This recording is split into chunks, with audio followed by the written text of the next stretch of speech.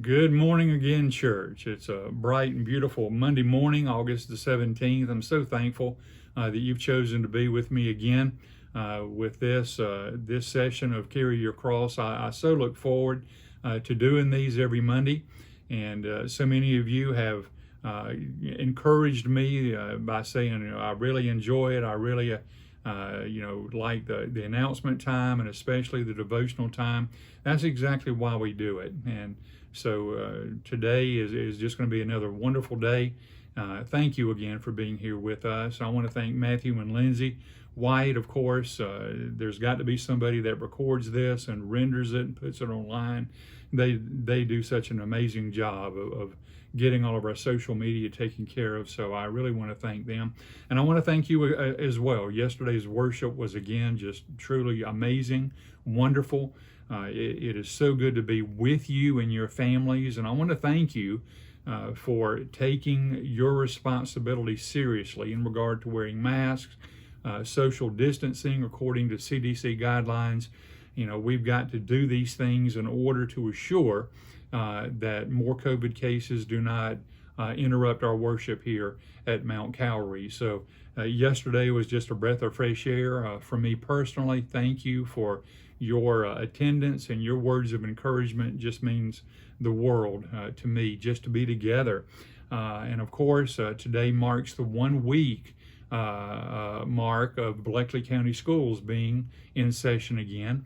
Of course, last Sunday we prayed, or 2 Sundays ago we prayed on the prayer time. We had to move it inside because of the rain, but thank you for taking your responsibility and praying for our students and our administrators, the teachers, the coaches, all of the adult personnel support team that's there as well.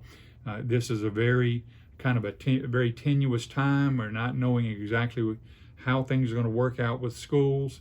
So you continue to pray for them, as I know that you have been, and we will see what takes place in the days ahead. I want to also say a word of appreciation to those of you who step forward, who are taking the ministry positions for this new year. It means the world to me, warms my heart to see so many of you stepping forward in faith and kind of being stretched, that rubber band being stretched. But I know God is going to bless you for your obedience. And I thank you personally for filling those positions. I do want to share with you that we have one position still open. That is the children's music leader position. And I know many of you are thinking, well, Lane, I don't know music. I can't lead music. I'm just not called to do that. And I really appreciate that. I really do. Because music is something that I do, but I don't really understand it. But still, that opportunity is out there. So maybe if you're kind of thinking about stepping into that position and you've never served before, I pray that you would take that calling, or that possible calling from God, very seriously. I did speak with Carrie Cootie yesterday. Of course, she is our nominating committee chairperson. She said, Lane, if you would just share that I would be willing to help in any way possible, maybe as an assistant, but she just doesn't want to be the lead music leader. So if that will possibly sway you to kind of step into that position, Carrie said she'd be there to help in any way possible. So we're just trusting God. I'm trusting God that someone's going to step forward and just minister to little hearts and little minds as they learn to worship and sing and do those things. So it's just going to be a great ministry. I feel very, very assured of. Lastly, I want to share with you, 2 or 3 weeks back, you will remember that I sat down with Angela Stevens, kind of in an interview setting, talking about Sunday school. At that time, we had tentatively set August 23rd as being the Sunday where our children as well as our youth will reconvene here in the church for their Sunday school classes. I did speak with Miss Angela this morning.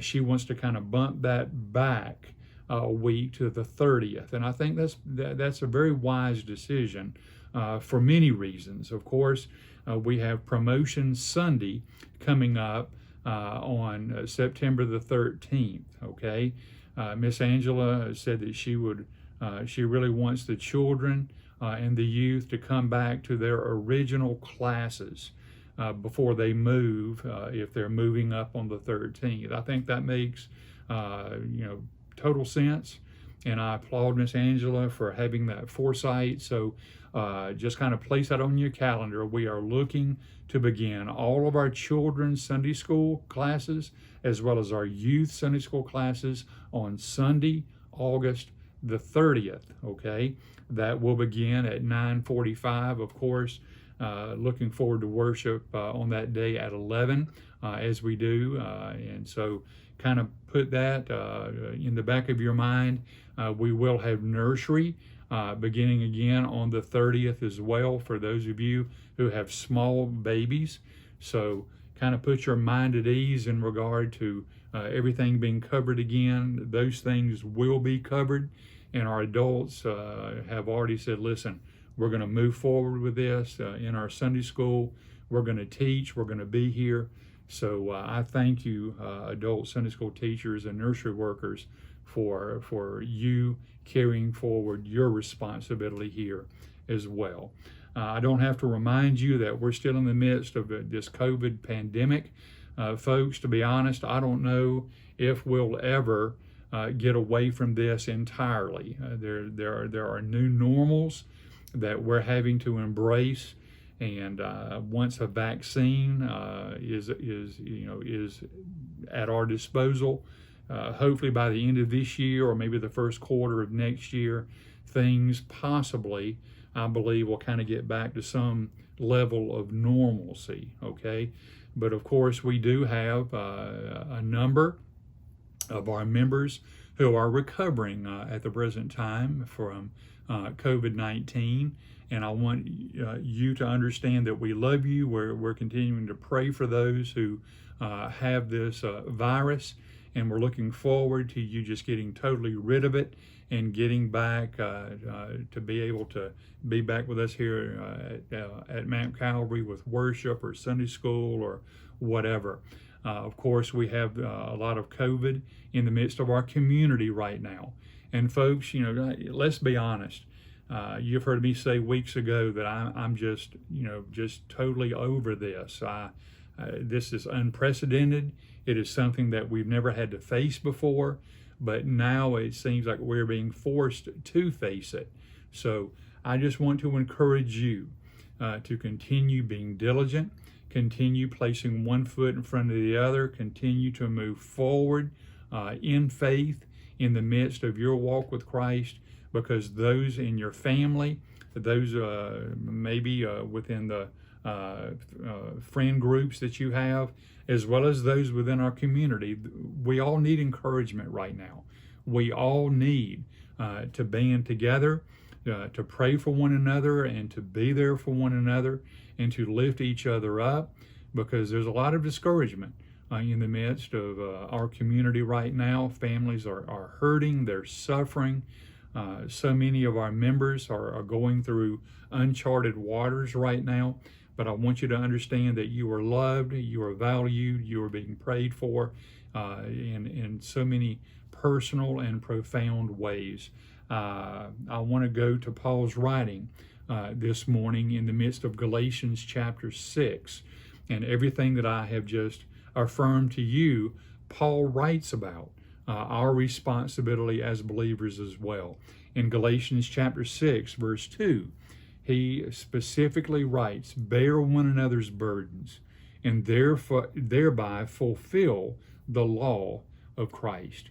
I know that in the midst of this time where we're isolated or trying to be isolated from one another, that does not mean that we surrender our responsibility as believers. We are to bear one another's burdens.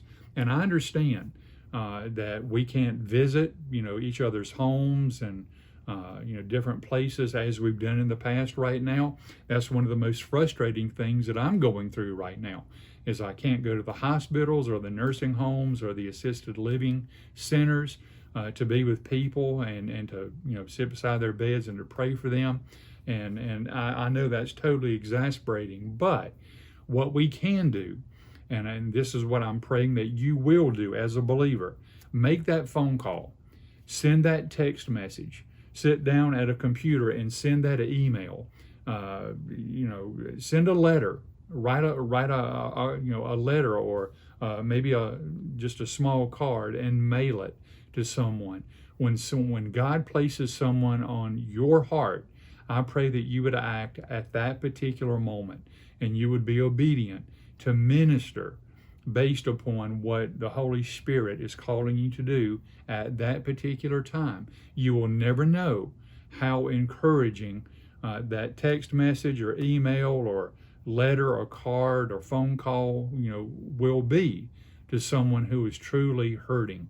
But Paul continues to go on within verses 9 and 10 of Galatians 6. He says, "Let us not lose heart in doing good, for in due time we will reap if we do not grow weary.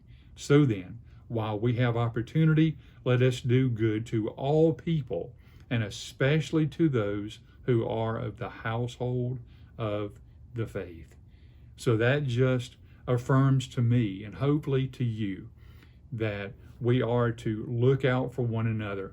We are to love one another. We are to be there for one another, not just for those in the church, but also in the midst of our community. Maybe it's someone that you don't even know that you could just offer a word of encouragement to. But I pray that you will take that responsibility seriously. I know you will. Just know that I love you. I continue to pray for every single member of our family of faith here at Mount Calvary. And until we meet again, I am always praying that you will carry your cross and you will be the salt and the light to a lost and dying world that God has called you to be. Until next time, know that I love you. Take care, and God bless.